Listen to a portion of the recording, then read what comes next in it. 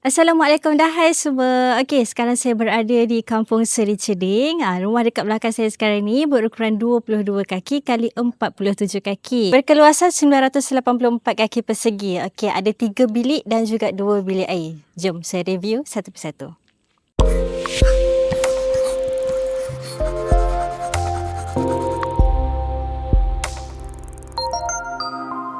Macam yang anda lihat, okey, ini adalah bahagian porch. Okey, untuk porch ni berukuran 10 kali 12 kaki.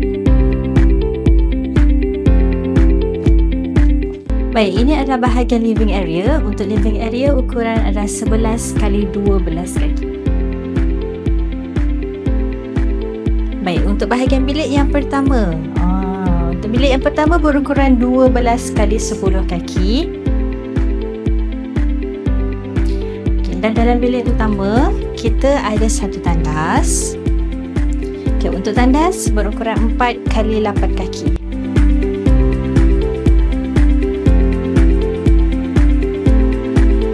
Okey, seperti yang anda lihat, ini adalah kita bagi. Ini adalah free gift aircon yang kita bagi, 1.0, kipas, lampu, tingkap bergerak satu rumah macam biasa.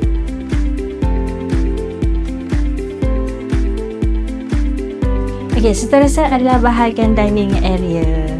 Okey, ini adalah bahagian dining dan juga family area. Untuk ruangan ni berukuran 20 kali 10 kaki. Saya nak tunjukkan kepada anda bilik yang kedua pula.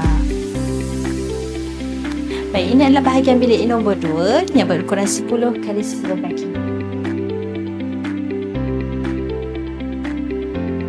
Baik, ini adalah bahagian bilik yang ketiga. Ukuran sama juga, 10 kali 10 kaki.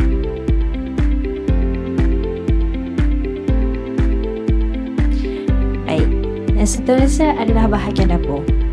Okey, ini adalah bahagian dapur. Dapur berukuran 6 kali 17 kaki. Okey, dekat bahagian dapur kita ada 8 kaki tabletop.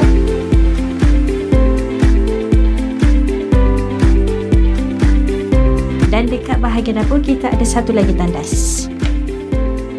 Baik, untuk tandas ni berukuran 5 kali 6 kaki.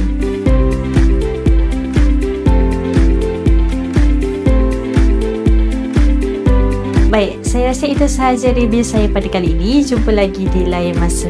Kepada anda yang nak membina rumah, boleh cari kami di TikTok, Facebook dan juga YouTube @2M Homes Construction ataupun WhatsApp di nombor yang tertera. Jumpa lagi.